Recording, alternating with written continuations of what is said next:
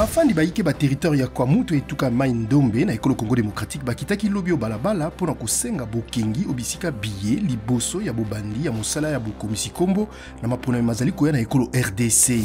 Ngomba ya moto ya Nyamulagira etombokaki na poko ya lobi loliki na etuka ya Nord Kivu.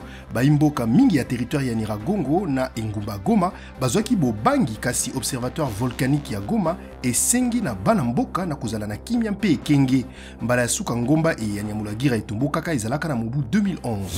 Kimia ezongi kakate na moniela ekolo Congo démocratique atako conseil ya sécurité ya ONU ezali kosenga etembula matari afanda na mesa ya masolo na batomboki ba M23 kasi Kinshasa ezali koboya.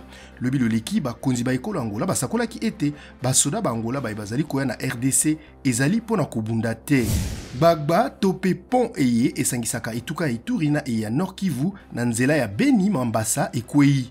Pour la société civile ya bisika biye bokwei boye bokopesa mpasi mingi na misala ya mampinga mpe ya mombongo ya bisika biye.